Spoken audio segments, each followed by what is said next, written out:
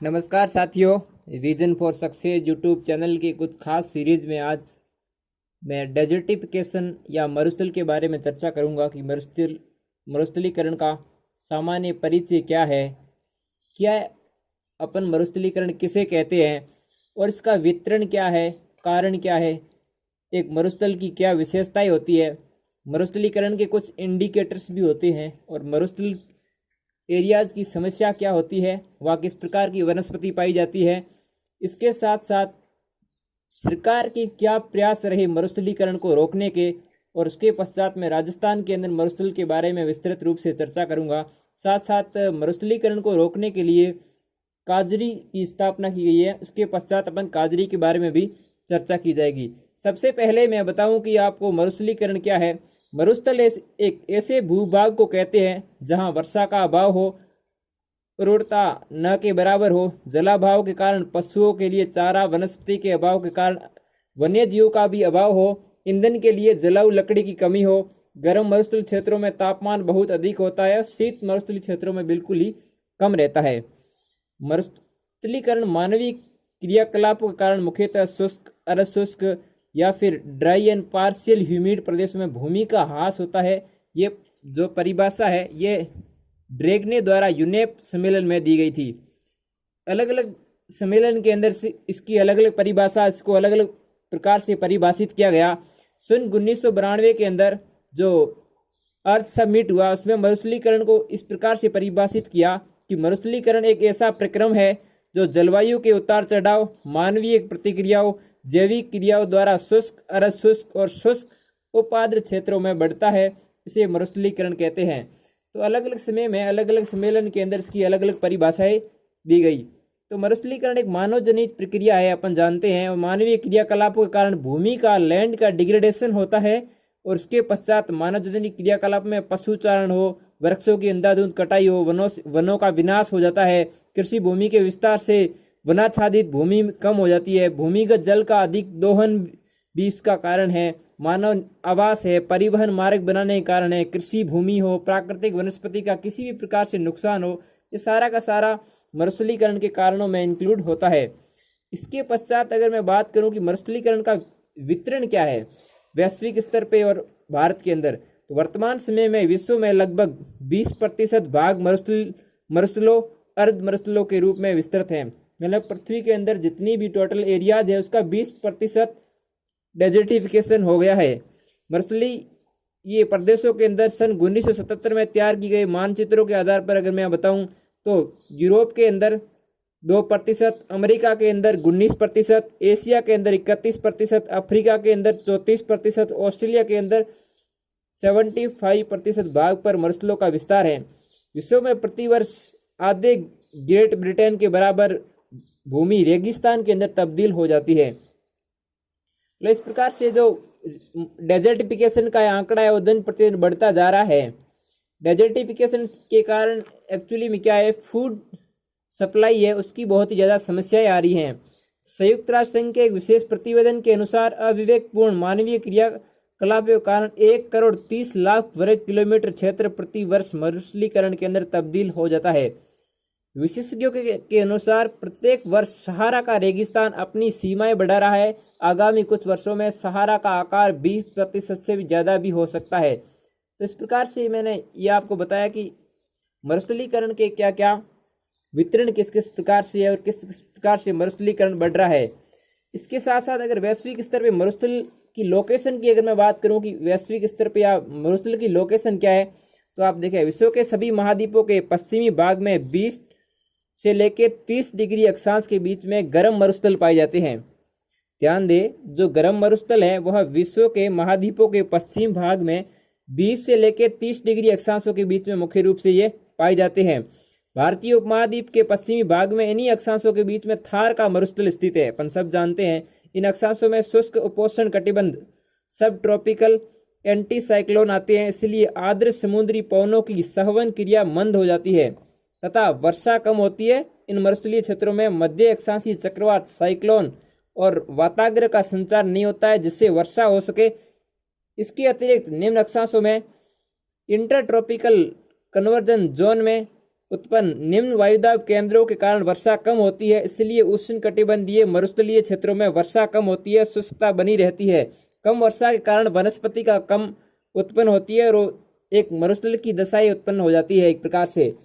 तो इस प्रकार से विश्व में जो भी मरुस्थल है वह बिखरे हुए न होकर दो सतत असतत पेटियों में विस्तृत है। एक पेटी जो उत्तरी गोलार्ध में है, दूसरी पेटी जो दक्षिणी गोलार्ध में है। मुख्य रूप से पृथ्वी पर मरुस्थलीकरण का जो विस्तार है वो कर्क रेखा और मकर रेखा के सहारे है। इसका सर्वाधिक जो विस्तार है वह 20 डिग्री और 30 डिग्री उत्तरी अक्षांश के मध्य है। अब अगर भारत में बात कर दी जाए कि भारत के अंदर इसका क्या डिस्ट्रीब्यूशन है, तो भारत का जितना भी एरियाज है उसका लगभग 12.13% भाग है वह भारत के अंदर शुष्क है। इसके साथ साथ 13.7 मिलियन हेक्टेयर हॉट डेजर्ट है भारत के अंदर, हॉट डेजर्ट एरियाज है। तो भारत में भी यही दशाई है। सर्वाधिक विस्तार मरुस्थलीकरण का भारत में राजस्थान, गुजरात, पंजाब और हरियाणा में है। इसके साथ साथ आंध्र प्रदेश, महाराष्ट्र, कर्नाटक में भी शुष्क और अशुष्क प्रकार की दशाएं पाई जाती है। दक्षिणी भारत में आंध्र प्रदेश में यह सही बात है। राजस्थान के अंदर सबसे ज़्यादा ही मरुस्थलीकरण का विस्तार है जो लगभग 60% के लगभग है। इसके पश्चात पश्चिमी गुजरात में 20%, पंजाब में 5%, हरियाणा में 4% क्षेत्र में गर्म मरुस्थल का विस्तार है। दक्षिणी भारत की अगर मैं बात करूं तो आंध्र प्रदेश के अंदर 7% है, कर्नाटका के अंदर 3% है और महाराष्ट्र के अंदर 0.5% है। वहाँ भी सेमी डेजर्टिफिकेशन की दशाएं पाई जाती है। इन राज्यों में विस्तृत पश्चिमी घाट के पूर्वी ढालों पर कम वर्षा होती है। वह क्षेत्र है जहाँ वाष्प युक्त पवनों की ओर स्थित है जो वृष्टि छाया क्षेत्र है, रेन शैडो रीजन कहलाता है। तो इस प्रकार से ये मरुस्थलीकरण का विस्तार हुआ कि मुख्य रूप से अपने को देखना है कि जो मरुस्थलीकरण है वो महाद्वीपों के पश्चिमी भाग में 20 से लेकर 30 अक्षांशों के बीच में हॉट डेजर्ट पाया जाता है। फिर हॉट डेजर्ट पाया जाता है। उसके पश्चात अगर मैं देखूं आपको बताऊं कि मुख्य रूप से मरुस्थलीकरण की उत्पत्ति का कारण क्या है। अपन एक्चुअली में देखे कि मरुस्थलों की जो उत्पत्ति के कारण है उसके बारे में एक बार हल्का सा चर्चा करते हैं। सबसे पहले अलग अलग दशाएं हैं, अलग अलग कारण हैं। मैं आपको बहुत ही अच्छी तरीके से कारणों के बारे में डिस्कस कर रहा हूं। सबसे पहले मैं बात करूं कि मरुस्थलीकरण का एक उत्पत्ति के एकदम सटीक कारण क्या है। पूर्वी दिशा पर चलने वाली जो व्यापारिक पवनें हैं, ये कारण ये भी है कि जो मरुस्थल है वह पश्चिमी भाग में ही, महाद्वीपों के पश्चिमी भागों में ही क्यों मिलते हैं, इसके भी अलग अलग कारण हैं। सबसे पहले मरुस्थलीकरण के कारणों में भौतिक कारण है। दिन और रात के अत्यधिक तापीय परिवर्तन के कारण भूपटल पर चट्टानें टूट जाती है और हवाओं द्वारा उत्पन्न रेत ले जाती है। इसके दूसरा कारण है कि अधिक वाष्पीकरण और कम वर्षा के कारण लवणता की मात्रा बढ़ जाती है, जिससे भूमि की जो फर्टिलिटी रेट है वो गिर जाती है। वैज्ञानिकों ने 100 वर्षों के आधार पर ही माना है कि वर्षा की मात्रा कम होने के कारण ये मुख्य कारण है। वनस्पति कमी के कारण उपजाऊ मिट्टी की रचना खराब हो जाती है। सूखा अधिकता के कारण मानव और वनस्पति कम हो गई हैं। अत्यधिक गर्मी के कारण हवा में जल धारण की शक्ति बढ़ जाती है, इसलिए वर्षा नहीं होती। धूल के कणों के आकार और मात्रा में अधिक वृद्धि के कारण वर्षा नहीं हो पाती है। मानवीय कारण भी है अनेक प्रकार के, जिसके अंदर वृक्षों की कटाई हो रही है, कृषि के गलत तरीके हैं, अनियमित पशुचारण है, जनसंख्या की वृद्धि हो रही है, लकड़ी का कोयला बनाने के लिए दूर दूर तक काटना, जैसे सूडान की राजधानी के अंदर खार्तूम के चारों ओर वनों का पूर्ण रूपेण से नष्ट हो गए हैं, वन पूर्ण रूपेण से नष्ट हो गए। तो इस प्रकार से कुछ मानवीय कारण भी है और कुछ प्राकृतिक और भौतिक कारण भी है, जिसके कारण प्रति वर्ष जो डेजर्टिफिकेशन है उसका दायरा बढ़ता जा रहा है। ये मुख्य कारण है डेजर्टिफिकेशन होने के। अब ये है कि डेजर्ट एरियाज होते हैं, उसमें समस्याएं क्या क्या आती है, उसकी मुख्य समस्याएं क्या है। डेजर्ट एरिया की कुछ डेजर्ट एरिया होती है, उसकी क्या क्या समस्याएं होती है, मुख्य समस्या जो डेजर्ट के अंदर रहने वाले लोग फेस एक्चुअली में करते हैं।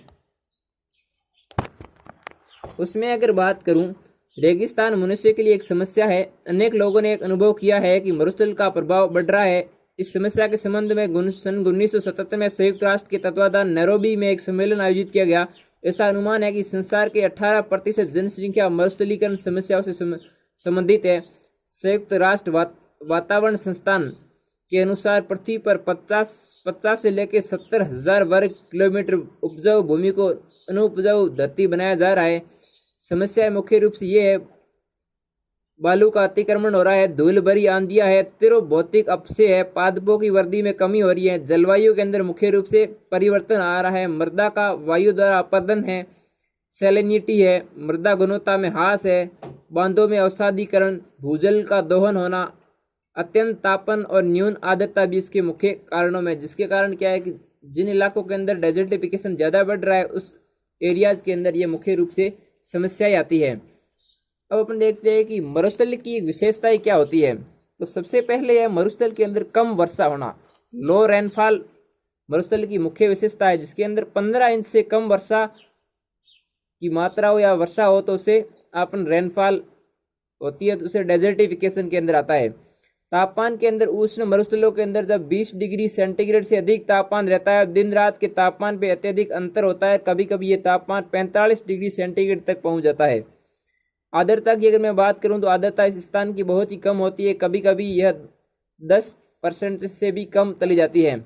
मिट्टी होती है तो वह मिट्टी अनुपजाऊ होती है, ढीली और संगठित नहीं होती है। तो इस प्रकार से ये मुख्य कारण हुए कि विशेषताएं क्या होती है डेजर्टिफिकेशन की, डेजर्ट जो एरिया होती है उसकी क्या विशेषताएं होती है। तो इस प्रकार से ये उसकी परिभाषा, वितरण, कारण क्या है और विशेषताएं क्या है ये।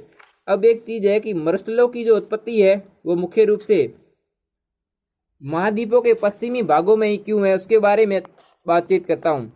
पूर्व दिशा में चलने वाली व्यापारिक पवनें होती है जो उत्तर पूर्व से दक्षिण पूर्व की ओर चलती है।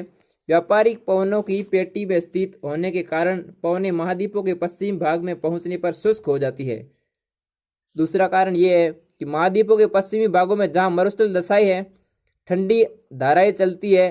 कालाहारी के मरुस्थल के सहारे बगुला की धाराएं, अटाकामा के सहारे पेरू की धारा, कैलिफोर्निया के सहारे कैलिफोर्निया की धारा ये प्रमुख है। शीत ऋतु में उच्च दाब होने से हवाएं स्थल से जल की ओर चलती है और भूमध्य रेखीय न्यून दाब की पेटी से ऊपर उठने वाली पवनें गर्म शुष्क होती है जो अन्यवर्तीय क्षेत्रों में नीचे उतरती है और संपीड़न के कारण गर्म हो जाती है, जिनसे आर्द्रता की कमी के होने के कारण वर्षा पर कर पाती है और मरुस्थलीय दशाएं बन जाती है। उपरोक्त विभिन्न प्रकार की दशाई है जिसके कारण मुख्य रूप से महाद्वीपों के पश्चिमी भागों में मरुस्थल की उत्पत्ति के मुख्य कारण है। अब अपन बात करते हैं कि सरकार इस दिशा में आज तक क्या क्या प्रयास किए गए। प्रयास के अंदर सबसे पहले अगर बात की जाए तो सबसे पहले UNCCD के बारे में बात करते हैं। UNCCD से पहले अपन अर्थ समिट के बारे में बात करें जो विश्व पृथ्वी दिवस का आयोजन सन 1992 के अंदर रियो डी जेनेरिया के अंदर हुआ था। उसमें भी मरुस्थलीकरण को एक सब्जेक्ट या फिर उसमें एक प्रिंसिपल के तौर पे अपनाया गया था, जिसमें UNFCCC, UNCCD, UNCBD और रियो डिक्लेरेशन, फॉरेस्ट प्रिंसिपल, उसमें एक था UNCCD। UNCCD का मतलब है कन्वेंशन टू कॉम्बैट डेजर्टिफिकेशन। मरुस्थलीकरण को किस प्रकार से रोका जाए उसके लिए किया गया था। तो ये प्रभावी हुआ 26 दिसंबर 1996 के अंदर और 1992 के अंदर ये सम्मेलन हुआ था। 94 पे ये लाया गया था सन 1994 के अंदर। वर्तमान समय के अंदर इस पार्टीज के अंदर टोटल 196 प्लस यूरोपियन यूनियन इसके सदस्य हैं। प्रत्येक 2 वर्ष के अंदर कोप का आयोजन किया जाता है। कोप का मतलब होता है कॉन्फ्रेंस ऑफ पार्टीज, जो ये इम्प्लीमेंटेशन करती है कि जो शर्तें पूर्व में रखी गई थी वो सही उत्तरीय नहीं रहती और अगले वर्ष के लिए टारगेट तय करती है। एक प्रकार की मीटिंग होती है। तो लेटेस्ट इसका जो कोप हुआ वो कोप 14 हुआ। इसकी मेजबानी भारत ने की और ये नई दिल्ली के अंदर 2 सितंबर से लेकर 13 सितंबर 2019 तक आयोजित हुआ, जिसमें 196 पार्टिसिपेंट प्लस यूरोपीय संघ ने पार्टिसिपेट किया। इसकी अध्यक्षता पर्यावरण मंत्री प्रकाश जावड़ेकर ने की। इसका जो मुख्य फोकस था वो रेगिस्तान, किस प्रकार से डेजर्टिफिकेशन बढ़ रहा है, सूखा और भूमि क्षरण पे था। तो ये था प्रयास, सबसे पहला था रियो डी जेनेरिया के अंदर UNCCD। इस प्रकार से प्रति वर्ष 17 जून को world day to combat desertification and drought मनाया जाता है। 2019 का जो 17 जून मरुस्थलीकरण कॉम्बैट डेजर्टिफिकेशन डे मनाया गया, इसकी थीम थी let's grow the future together. इसके साथ साथ भारत में जो प्रयास हो रहे हैं, प्रधानमंत्री फसल बीमा योजना, मृदा स्वास्थ्य कार्ड योजना, मृदा स्वास्थ्य प्रबंधन योजना, प्रधानमंत्री कृषि सिंचाई योजना। अब मैं बात करूं बोन चैलेंज की। क्या है बोन चैलेंज? भी इसके साथ साथ बोन चैलेंज भी हुआ। बोन चैलेंज एक्चुअली में क्या था? एक वैश्विक प्रयास था। इसके तहत दुनिया के 150 मिलियन हेक्टेयर गैर वनीकृत और बंजर भूमि पर 2020 तक और 350 मिलियन हेक्टेयर भूमि पर 2030 तक किस प्रकार से वनस्पतियां उगानी है, इसका आयोजन चूंकि COP15 के अंदर भारत ने इसे पेरिस समझौते के अंदर स्वीकार किया था। ये बोन चैलेंज था। भारत ने जो टारगेट रखा है वो है 13 मिलियन हेक्टेयर गैर वनीकृत और बंजर भूमि को 2020 तक और 8 मिलियन हेक्टेयर भूमि 2030 तक वनस्पतियों के अंदर तब्दील करनी है। इसके साथ साथ डेजर्ट डेवलपमेंट प्रोग्राम चलाया। ये प्रोग्राम केंद्र द्वारा प्रायोजित था। सन 1977-78 में इसका प्रारंभ किया गया। इसमें उष्ण मरुस्थल के अंदर राजस्थान, गुजरात, हरियाणा के 17 जिले थे और शीत मरुस्थल के अंदर हिमाचल प्रदेश और जम्मू कश्मीर के 4 जिले थे। चूंकि भारत में 42% भाग डेजर्ट है, जिसके अंदर 16% आबादी निवास करती है, तो ये प्रोग्राम चलाया था किस प्रकार से डेजर्टिफिकेशन को रोका जाए और किस प्रकार से डेजर्ट एरिया का डेवलपमेंट किया जाए। इसका जो मुख्य उद्देश्य था उसके अंदर शेल्टर बेल्ट लगाना, पारिस्थितिकी संतुलन बिठाना, जल संसाधन का विकास और प्रबंधन किस प्रकार से किया जाए, वाटर हार्वेस्टिंग किस प्रकार से किया जाए, water grid, national water grid programme चलाना, वाटर शेड मैनेजमेंट किस प्रकार से किया जाए, ड्राई जोन एग्रीकल्चर हो, सोइल और मॉइस्चर, इस प्रकार से इंटीग्रेटेड प्रोग्राम था। उसके साथ साथ एक प्रोग्राम चलाया गया सूखा संभावित क्षेत्र प्रोग्राम। यह सन 1973 के अंदर प्रारंभ किया गया था, क्योंकि इसमें केंद्र और राज्य दोनों का 50-50% की भागीदारी थी। 5वीं पंचवर्षीय योजना के अंदर सूखे के बारे में विशेष रूप से सोचा गया था, क्योंकि भारत के अंदर 19% भाग सूखा से प्रभावित है, जिसके अंदर 12% जनसंख्या निवास करती है। इसके साथ साथ watershed development programme start किया गया 1995-96 के अंदर किया गया, जिसके अंदर विभिन्न प्रकार के इंटीग्रेटेड प्रोग्राम चला के किस प्रकार से वाटर शेड किया जाए, उसके लिए एक अतिरिक्त प्रोग्राम था। अब अपन बातचीत करेंगे किस प्रकार से कुछ ऐसे इंडिकेटर्स भी होते हैं जो सूखे के इंडिकेटर्स होते हैं, जो बताते हैं कि ये इंडिकेट होने पे सूखा होने की संभावना आती है। रेत के प्राचीन टीलों का पुनः सक्रिय होना, आकस्मिक अत्यधिक वर्षा और बाढ़ का होना, अपवाह तंत्र में परिवर्तन, मिट्टी की आर्द्रता में कमी होना, भूमिगत जल स्तर में गिरावट और जैव भार में निरंतर कमी, ये डेजर्टिफिकेशन के कुछ इंडिकेटर्स होते हैं। अब अपन बात करें किस प्रकार से डेजर्टिफिकेशन को अपन रोक सकते हैं, मतलब किस प्रकार से डेजर्टिफिकेशन को रोका जा सकता है। उससे पहले कौन कौन से और भी प्रयास किए गए उसके बारे में भी अगर बात करें तो मरुस्थलीकरण के अंदर विश्वव्यापी प्रयास किए गए। समस्या पर पहला सम्मेलन सन 1997 में नैरोबी केन्या के अंदर हुआ था और इसमें 17 मार्च 1997 में भारत ने इस सम्मेलन के अंदर निर्णय पुष्टि की और इसमें मुख्य रूप से ये बिंदु थे कि डेजर्टिफिकेशन प्रक्रिया पर निरंतर निगरानी रखी जाए और उसका प्रादेशिक स्तर पर मूल्यांकन किया जाए।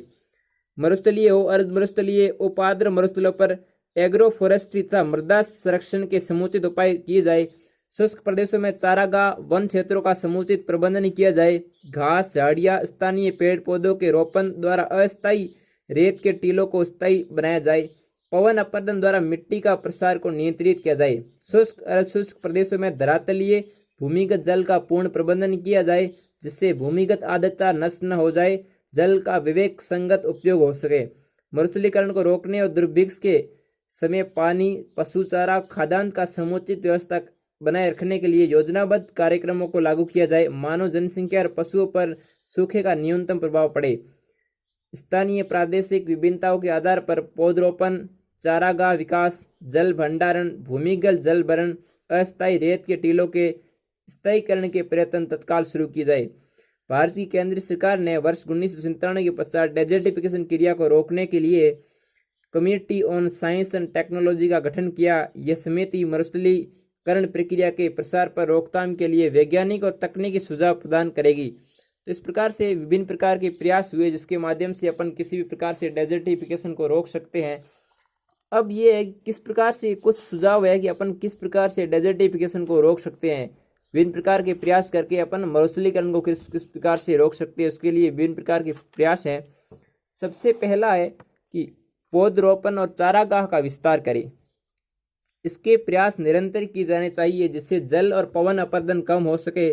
पौधरोपण प्रक्रिया द्वारा वर्षा की मात्रा में वृद्धि के साथ साथ अनियमितता भी कम होगी, जिससे अकाल की आवृत्ति में कमी आएगी। लोगों के ईंधन लकड़ी की आवश्यकता पूरी करने के लिए गांव के आसपास पौधे लगाए जाए ताकि ग्रामवासी वन क्षेत्र से अवैध लकड़ी काटने के मजबूर ना हो। इसी प्रकार से पशुचारण के लिए गांव की गोचर भूमि में चारा उत्पादन की समुचित व्यवस्था की जानी चाहिए, जिससे प्राकृतिक चारागाहों की सुरक्षा रखी जाए।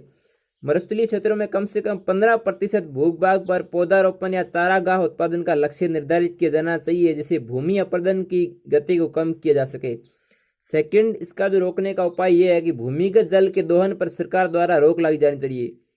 भूमिगत जल का एकत्रीकरण होने से कई वर्षों तक लग जाते हैं, इसलिए नलकूपों द्वारा विवेकहीन जल दोहन और सिंचाई पर प्रतिबंध होना चाहिए। नलकूपों की खुदाई करने के लिए सरकारी अनुमति लेना अनिवार्य किया जा सकता है। इसके बाद नलकूपों में खुदाई के लिए ऋण देने पर प्रतिबंध लगाया जा सकता है। नलकूपों से प्राप्त जल पर सरकार द्वारा कर भी लिया जाना चाहिए, उचित होगा। इन प्रतिबंधों से भूमिगत जल का दुरुपयोग काफी हद तक नियंत्रित किया जा सकता है। ड्राई लैंड फार्मिंग भी होनी चाहिए। मरुस्थलीय प्रदेशों में शुष्क कृषि की इस विधि को प्रोत्साहन किया जाना चाहिए। वैज्ञानिक पद्धति अपनाकर खरीफ की सभी फसलें, रबी की कुछ फसलें शुष्क खेती द्वारा पैदा की जा सकती है। मरुस्थलीय क्षेत्रों में धरातलीय और भूमिगत जल दोनों की कमी है, इसलिए सिंचाई द्वारा न्यूनतम जल का उपयोग आवश्यक है। सिंचाई की आवश्यकताओं को पूरा करने के लिए बूंद बूंद सिंचाई का उपयोग किया जाना चाहिए। पशुचारण के लिए चक्रीय पशुचारण विधि, रोटेशनल ग्राजिंग होनी चाहिए। यह विधि लैंड डिग्रेडेशन को नियंत्रित करेगी। इससे प्राकृतिक चारागाह में घास को बढ़ने का समय मिलेगा और वे नष्ट नहीं होगी। यह व्यवस्था ग्राम पंचायतों द्वारा की जा सकती है।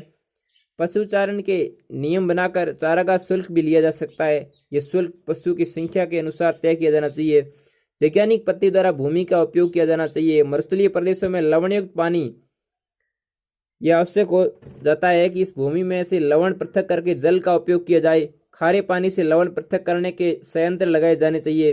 ग्रामीण स्तर पर विभिन्न प्रकार के संगठन बनाए जाने चाहिए। जल संग्रहण की प्राचीन पद्धतियों को वापस से नए सिरे से पुनर्जीवित कर जाना चाहिए। वृक्षों का कटाव कम करे। पर्वतों और खाली जगहों पर वृक्षारोपण किया जाए। ईंधन के लिए अन्य साधनों की सुलभता हो। मरुस्थलीकरण जलवायु के अनुकूल वृक्षों को लगाना चाहिए। उपलब्ध जल संसाधनों का उचित उपयोग किया जाए। स्थानीय लोगों का सूखा निवारण कार्यक्रमों में सहयोग लेना चाहिए। मरु विकास कार्यक्रमों को लागू करना जिसके अंदर शुष्क खेती होनी चाहिए। बालू का स्तूप स्थायीकरण वर्ष लगा दिए जाने चाहिए। मरु के बीच में वर्ष लगाना चाहिए। क्षारीय भूमि जो मिट्टी होती है उसका सुधार किया जाना चाहिए। क्षारीयता को कम किया जाए। रसायन उर्वरक मिला के इसकी किस प्रकार से फर्टिलिटी रेट को बढ़ाना चाहिए। इस प्रकार से विभिन्न प्रकार के प्रयास होने चाहिए सरकारी और भी स्तर के प्रयास हो जाने चाहिए, जो मुख्य रूप से क्या करें, मरुस्थलीकरण को किसी भी प्रकार से रोका जा सके। तो ये हुआ कि मरुस्थलीकरण किसे कहते हैं। मरुस्थलीकरण का वितरण बहुत ज़्यादा इंपॉर्टेंट है कि मरुस्थलीकरण मुख्य रूप से किस एरियाज के अंदर पाया जाता है। कुछ मरुस्थलीकरण की विशेषताएं हैं, कुछ इंडिकेटर हैं, सरकारी अमले के आधार पर उसके जो प्रयास है वह है। अब अपन बातचीत करते हैं कि किस प्रकार से राजस्थान के अंदर मरुस्थलीकरण बढ़ रहा है और राजस्थान के अंदर जो मरुस्थलीकरण का कितना प्रतिशत भाग है और राजस्थान के अंदर मरुस्थलीकरण की क्या क्या मुख्य विशेषताएं हैं। सबसे पहले राजस्थान के अंदर चूंकि जो मरुस्थल है उसकी उत्पत्ति की बात करते हैं। राजस्थान के अंदर जो मरुस्थल का भाग है वह एक प्रकार गर्म मरुस्थल है और उसे थार का मरुस्थल कहते हैं। ये एक प्रकार का हॉट डेजर्ट है जो राजस्थान के कुल भौगोलिक क्षेत्रफल का लगभग 60% भाग घेरता है, जहाँ पर 40% पॉपुलेशन निवास करती है। इसकी अगर उत्पत्ति की बात करें, मैं आपको बताता हूँ कि पृथ्वी की प्राचीन अगर बात करोगे तो ये जो स्वरूप वर्तमान में अपने को दिखाई दे रहा है, ये पहले ये स्वरूप विद्यमान नहीं था। प्राचीन समय के अंदर पृथ्वी कुछ अलग प्रकार की थी। वैगनर के महाद्वीपीय सिद्धांत के कारण, प्लेट टेक्टोनिक थ्योरीज, मैकेंजी की प्लेट टेक्टोनिक थ्योरीज के कारण पृथ्वी की परतों के अंदर परिवर्तन आया और पृथ्वी दो भागों के अंदर प्राचीन समय के अंदर थी। एक भाग था पेंजिया और दूसरा था पैंथालासा। जो पेंजिया भाग था उसके अंदर कार्बोनिफेरस युग के अंदर। एक्चुअली में क्या है कि एक मनुष्य की उम्र हो या किसी भी लिविंग ऑर्गेनिज्म की उम्र है, उसका अपना एक लिमिटेड टाइम है, सालों के अंदर है। जो पृथ्वी की अपनी उत्पत्ति है या पृथ्वी का जो उत्पत्ति का या परिवर्तन का जो काल है वह लाखों वर्षों के अंदर है। तो उसे एक जियो टाइम स्केल दिया गया है। जियो टाइम स्केल के अंदर वर्ष रखे गए हैं, 100 साल, 300 साल, 400 साल, उसके आसपास के समय, मिलियन, कितने से पहले कब समय आता है। तो एक कार्बोनिफेरस काल के अंदर एक पैंथालासा की उत्पत्ति होती है, पैंथालासा बनता है, सॉरी पेंजिया बनता है। जो उत्तर का भाग है वो पेंजिया बनता है ऊपर का, और जस्ट जो नीचे का भाग है उसे पैंथालासा पार्ट कहते हैं। इन दोनों के बीच के अंदर एक क्रैक पार्ट होता है, समुद्री पार्ट, उसको कहते हैं टेथीस सागर। क्या कहते हैं? टेथीस सागर। और राजस्थान के अंदर जो थार का मरुस्थल है वह टेथीस सागर या टेथीस सी का ही अवशेषी रूप है। और टेथीस सी की जो उत्पत्ति है वह जियो टाइम स्केल के अंदर नियोजोइक कल्प, जो सबसे नवीन भाग है राजस्थान के अंदर। राजस्थान के अंदर जितने भी ज्योग्राफिकल जितने भी पार्ट है, फिजिकल डिवीजन है राजस्थान का, उसमें सबसे नवीनतम भाग कौन सी है? थार का मरुस्थल। और पृथ्वी की उत्पत्ति में जो नीचे का भाग होता है उसे पैंथालासा कहते हैं। देन जो पैंथालासा है वह कालांतर के अंदर गोंडवाना लैंड के अंदर परिवर्तित हो जाता है, और ये जो पेंजिया भाग है ये अंगारा लैंड या लारेंसिया के अंदर परिवर्तित हो जाता है। अब थार के मरुस्थल की बात करें तो थार का मरुस्थल राजस्थान के अंदर 60% भाग पर विस्तृत है, और इसकी उत्पत्ति का कारण मैंने आपको बता दिया कि ये है। उत्पत्ति इसकी जो है वो टेथीस सागर से हुई है, और उस काल जो उत्पत्ति का काल है वो नियोजोइक महाकल्प है, और ये सहारा मरुस्थल के का एक विस्तारित रूप है। सहारा मरुस्थल है उसका एक विस्तारित ही रूप है। अब अपन बात करें राजस्थान के क्रॉसपॉन्डिंग, बात करें कि राजस्थान के अंदर इसका क्या विस्तार है। तो राजस्थान के अंदर अरावली श्रेणियां है, उसके पश्चिम के अंदर शुष्क और अर्धशुष्क मरुस्थलीय क्षेत्र हैं। यहाँ पर एक्चुअली में राजस्थान के अंदर थार का मरुस्थलीय बालू के स्तूपों का विस्तार है। कई बंजर चट्टाने हैं, तो ये अपरदित शैलें चट्टाने हैं। संपूर्ण क्षेत्र न केवल राज्य अपितु भारत का एक विशिष्ट भौगोलिक क्षेत्र है। यहाँ की दशाएं बहुत ही स्पेसिफिक टाइप की है। भारत का विशाल मरुस्थल है जिसे थार का मरुस्थल के नाम से जाना जाता है। ये यहाँ पर क्या है, जो एयर की जितनी भी एक्टिविटीज होती है उनका बड़ा डोमिनेट है। यहाँ पर पवने, वायु, पवने और जितनी भी क्लाइमेट होती है स्पेसिफिक होती है। यहाँ पवन सब कुछ निर्धारित करती है मरुस्थलीय एरियाज के अंदर। पारिस्थितिक दृष्टिकोण से ये क्षेत्र है पूर्ण रूपेण से डेजर्ट है, और ये रेतीला स्थान भी है। जितना भी विस्तार है इसका विस्तार है 1,75,000 वर्ग किलोमीटर के अंदर फैला हुआ है। राजस्थान के मुख्य रूप से 13 जिलों के अंदर है। आप ध्यान दें कि राजस्थान का सिरोही जिला इसके अंदर शामिल नहीं है। काफी बार अधीनस्थ बोर्ड ने और आरपीसी ने क्वेश्चन पूछा। पहला तो वो ये नहीं क्वेश्चन पूछते हैं कितने प्रतिशत भाग में विस्तृत है, दूसरा क्वेश्चन ये पूछते हैं सिरोही उसके अंदर शामिल नहीं है। आप ध्यान दें उसके अंदर 13 जिले के अंदर सबसे पहले बाड़मेर, जैसलमेर, बीकानेर, जोधपुर, पाली, जालोर, नागौर, सीकर, चूरू, झुंझुनू, हनुमानगढ़ और गंगानगर शेखावटी के जिले भी हैं, और ऊपर जितने भी पार्ट है राजस्थान के अंदर वो है। लेकिन आप ध्यान दें उसके अंदर क्या नहीं है, सिरोही जिला नहीं है। जो मुख्य रूप से क्वेश्चन आपको यहीं से पूछा जाता है कि सिरोही जिला है या नहीं है। इसके साथ साथ उस क्षेत्र के अंदर विभिन्न प्रकार की नहरें हैं, सिंचाई की जाती है, जैसे गंगानगर, हनुमानगढ़, बीकानेर के अंदर। दूसरी बात है, पहला तो इसकी उत्पत्ति से क्वेश्चन पूछा जा सकता है, सेकंड उसके काल से क्वेश्चन पूछा जा सकता है, तीसरा क्वेश्चन उसकी जनसंख्या से हो जाए, और या फिर उसके अंदर कितनी प्रतिशत पॉपुलेशन निवास करती है, कितने जिले उसमें आते हैं, कौन सा जिला नहीं आता। इससे अगला क्वेश्चन ये हो सकता है कि उसकी ढाल किस प्रकार से है। तो पूर्व से पश्चिम और उत्तर से दक्षिण उसकी ढाल है, और औसतन ये समुद्र तल से 300 मीटर तो उत्तर पूर्व में, और दक्षिण भाग की है वो 150 मीटर लगभग है। ठीक है, यहाँ पर विभिन्न प्रकार की छोटी बड़ी पहाड़ियाँ भी हमें दिखाई देती है। बालू का स्तूपों की अपनी यहाँ पर बहुत ही ज़्यादा प्रचुरता है। इसके साथ साथ विभिन्न प्रकार की नीस, शिस्ट, ग्रेनाइट प्रकार की जो चट्टानें हैं वो भी मुख्य रूप से पाई जाती है। लेकिन बालू का स्तूपों का विस्तार ही थार के मरुस्थल की मुख्य विशेषता है। विभिन्न प्रकार के यहाँ पर बालू का स्तूप पाए जाते हैं, बहुत ही ज़्यादा प्रकार के बालू का स्तूप है। सबसे पहले जिस प्रकार के बालू का स्तूप की बात करूँ मैं, रेखीय प्रकार के बालू का स्तूप या पवनानुवर्ती बालू का स्तूप। सेकंड प्रकार के बरखान है, बरखान अर्धचंद्राकार प्रकार के बालू का स्तूप है। थर्ड टाइप के पैराबोलिक बालू का स्तूप है, तारा बालू का स्तूप, अवरोधी बालू का स्तूप, सर्वकाफीज बालू का स्तूप। तो ये विभिन्न प्रकार के बालू का स्तूप है। सबसे पहले ही मैं बात करूं पवनानुवर्ती बालू का स्तूप, जिसे आप रेखीय कहते हैं। तो ये है जैसलमेर के दक्षिण में, पश्चिम में, रामगढ़ के दक्षिण पश्चिम में और जोधपुर बाड़मेर में। मतलब ये मुख्य रूप से जैसलमेर, जोधपुर और बाड़मेर के अंदर। तो ये मुख्य जहाँ पवनें ज़्यादा चलती है, अपन जानते हैं पवनें सबसे ज़्यादा जैसलमेर, बाड़मेर, जोधपुर में चलती है। तो अपन इस प्रकार से इसको याद कर सकते हैं कि ये जो भी प्रकार के बालू का स्तूप है ये मुख्य रूप से जैसलमेर, बाड़मेर, जोधपुर में पाए जाते हैं। दूसरे प्रकार के बरखान, बहुत बार आरपीएससी ने, अधीनस्थ बोर्ड ने क्वेश्चन पूछा है कि बरखान से आप क्या समझते हैं। तो बरखान एक सैंड ड्यून्स है जो थार के मरुस्थल के अंदर पाए जाते हैं। मरुस्थलों के अंदर पाई जाने वाली प्रकार की एक आकृति है जिसका आकार अर्ध चंद्राकार प्रकार का होता है। ये 10 से लेकर 20 मीटर ऊंचाई और 100 से लेकर 200 मीटर चौड़ाई तक विस्तृत होते हैं। और ये मुख्य रूप से कहाँ पाए जाते हैं? चूरू, सीकर, बीकानेर और इस क्षेत्र के अंदर मुख्य रूप से पाए जाते हैं। कहाँ पाए जाते हैं? चूरू, जैसलमेर, गंगानगर और बीकानेर। तो मुख्य रूप से गंगानगर, बीकानेर, चूरू इस एरियाज के अंदर पाई जाती है। फिर अनुप्रस्थ प्रकार के, अनुप्रस्थ प्रकार का निर्माण कैसे होता है? बहुत लंबे समय से कुछ प्रकार की पवनें चलती, एक ही दिशा के अंदर चलती है और समकोण पर बनते हैं। ये मुख्य रूप से समकोण पर बनते हैं। और अनुप्रस्थ जो पाए जाते हैं वो पाए जाते हैं बीकानेर और हनुमानगढ़ और गंगानगर के अंदर। तो ये एरिया सबसे ऊपर है और उसकी आकृति पर देखोगे तो मैप के अंदर अनुप्रस्थ प्रकार की है। तो आप नॉर्मली इसको याद कर सकते हैं ट्री के माध्यम से भी। ऐसे है कि गंगानगर, हनुमानगढ़ और बीकानेर अनुप्रस्थ प्रकार के हैं। पवनें सबसे अधिक बाड़मेर, जैसलमेर, जोधपुर के अंदर चलती है। और बखान सबसे ज़्यादा कहाँ के लोग करते हैं? बखान भी सबसे ज़्यादा चूरू, बीकानेर, गंगानगर यहाँ के लोग करते हैं। फिर है पैराबोलिक। पैराबोलिक ये भी मुख्य रूप से यहाँ भी पाए जाते हैं। पैराबोलिक का विस्तार मरुस्थलीय क्षेत्रों में, बाढ़ में यहीं भी है, ज़्यादा मरुस्थल है वहाँ पर पाया जाता है। उसके पश्चात आता है तारा बालू का स्तूप। तारा बालू का स्तूप आप जैसलमेर के सोहनगढ़ और पोखरण क्षेत्र के अंदर है।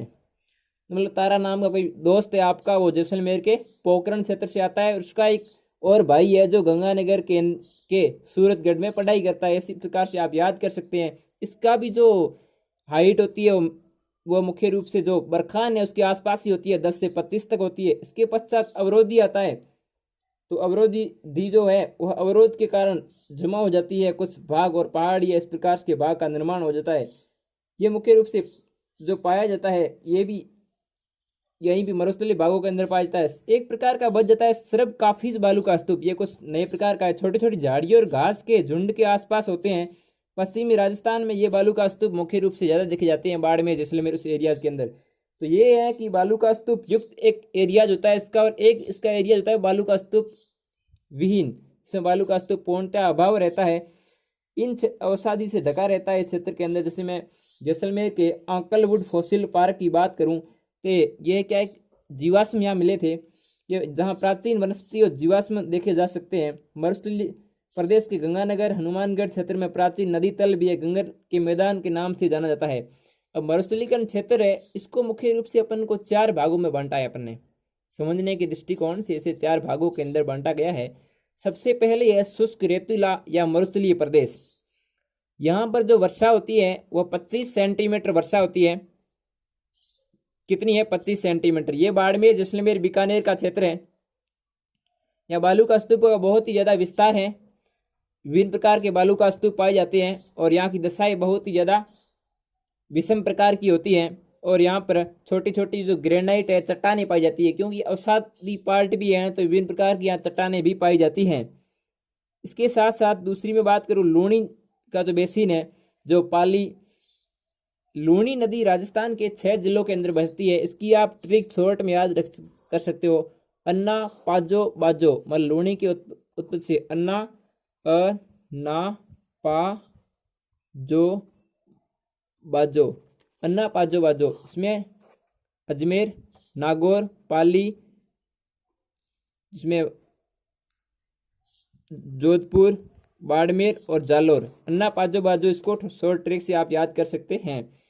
तो लूणी नदी की विभिन्न शाखाएं होती है, जो अलग अलग भागों के अंदर अनेक शाखाएं होती है। इसमें जवाई, गोहिया, बांडी, मिथरी, सुकड़ी, ये नदियों वाले टॉपिक में अपन पढ़ेंगे, जिसमें राजस्थान के विभिन्न भागों के अंदर ये तो लूणी का बेसिन होता है, जिसके अंदर विभिन्न प्रकार की पहाड़ियाँ होती है।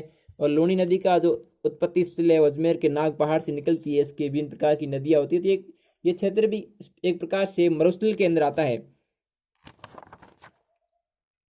दूसरी अगर मैं बात करूं, शेखावटी का से बांगर कहते हैं। एक तो है बांगड़ प्रदेश, जो बांगड़ तो डूंगरपुर वो एरियाज कहलाते हैं। एक है बांगर, जो बांगर का प्रदेश है, शेखावटी प्रदेश है, जिसके अंदर चूरू, सीकर और झुंझुनू और नागौर ये आते हैं। इनमें भी विभिन्न प्रकार के छोटे बड़े बालू का स्तूप होते हैं और विभिन्न प्रकार की अंतर प्रवाही नदियां भी यहाँ के विलुप्त होती है। इसके अंदर मंथा, मेडा, खारी, खंडेला, रूपनगढ़, जो विभिन्न प्रकार की अंतर प्रवाही नदियां है, ये सांबर झील के अंदर गिरती है। जिसके अंदर कांतली नदी है, जो अरावली से निकलकर उत्तर पश्चिम बढ़ते हुए राजगढ़ के निकट रेत में समा जाती है। तो इस प्रकार से विभिन्न प्रकार की नदियां हैं और इसके साथ साथ विभिन्न प्रकार की झीलें भी है इसमें, और विभिन्न प्रकार के अभ्यारण्य भी यहाँ प्रसिद्ध है और सांबर झील भी यहाँ की बहुत ही ज़्यादा प्रसिद्ध है। तो ये एरियाज भी एक्चुअली में जो दूसरा एरिया है शेखावटी प्रदेश है, बांगर करती है। तीसरा गंगर का मैदान है, गंगर चूंकि गंगर का मैदान है जो गंगानगर हनुमानगढ़ के आसपास का मैदानी भाग है। तो ये डेड रिवर है एक प्रकार की, पहले बहती थी, प्राचीन वैदिक कालीन नदी थी, अब उसका अवशेष नहीं है। और गंगर का जो स्थानीय नाम है उसे नाली कहते हैं। ये उस गंगानगर हनुमानगढ़ के एरियाज के अंदर बहती है थी पहले। अब ये जो मुख्य भाग हुए ये है राजस्थान के अंदर मरुस्थल के भाग हैं। राजस्थान के अंदर मरुस्थल से क्वेश्चन आपसे इतने ही पूछे जाते हैं, उत्पत्ति स्थल क्या है, कितनी जनसंख्या निवास करती है, परसेंटेज क्या है, उसकी उत्पत्ति का काल क्या है, पूरा उत्पत्ति का क्या विवरण है। राजस्थान के अंदर सबसे लास्ट में इसकी उत्पत्ति का नवीन उत्पत्ति काल के अंतर्गत आता है। उसके पश्चात जो भी चीजें हैं वो राजस्थान की फिजिकल डिवीजन के अंदर अपन विस्तृत रूप से पढ़ते हैं, जिसके अंदर बालू का स्तूप है, विभिन्न प्रकार के बालू का स्तूपों के बारे में बातचीत की, 4 प्रकार के। चूंकि अपन केवल बातचीत मरुस्थल के बारे में, नॉर्मल मरुस्थल के बारे में कर रहे हैं, तो राजस्थान के अगर रेफरेंस में बात करें तो नॉर्मल अपन ने बात की। ऐसा नहीं होगा राजस्थान के फिजिकल डिवीजन में अपन ने एक जो पहला भाग है जो मरुस्थल है उसके बारे में विस्तृत चर्चा की। ये जो टॉपिक था वो नॉर्मल एक मरुस्थल था, उसमें राजस्थान के बारे में अपने बातचीत की। अब मैं बात करूं कि एक संस्थान है काजरी, केंद्रीय शुष्क क्षेत्र अनुसंधान संस्थान। इस संस्थान का मुख्य कार्य है किस प्रकार से मरुस्थल के विस्तार को नियंत्रित किया जा सके। उसके लिए सन 1959 के अंदर 1959 के अंदर काजरी की स्थापना की गई थी। काजरी जोधपुर के अंदर स्थित है और इसकी ये जो इंस्टीट्यूट है वो ICAR के अंडर में आता है, जिसमें Indian council agriculture research institute उसके अंडर में आता है। और इसको एक पूर्ण, पहले तो ये पूरा उसके ही अंडर में या उसकी गाइडलाइन से चलता था, लेकिन 1959 के अंदर से पूर्ण रूपेण से अलग कर दिया। इसकी 5 रीजनल रिसर्च इंस्टीट्यूट या ब्रांचेज है जो अलग अलग क्लाइमेटिक रीजन के अंदर काम करती है। तो इस प्रकार से पूर्ण रूपेण से बातचीत हुई किस प्रकार से मरुस्थलीकरण के बारे में, क्या है मरुस्थलीकरण, किस प्रकार से मरुस्थलीकरण को रोका जा सकता है, मरुस्थलीकरण इस एरिया की क्या समस्याएं हैं, क्या परिचय है। और अगर आपको ये वीडियो मेरा अच्छा लगता है तो इस चैनल को ज़्यादा से ज़्यादा लाइक, शेयर एंड सब्सक्राइब करें। धन्यवाद। इस प्रकार से मेरा यही प्रयास रहता है कि अधिक से अधिक परीक्षा उपयोगी फैक्ट्स को किस प्रकार से शामिल किया जाए।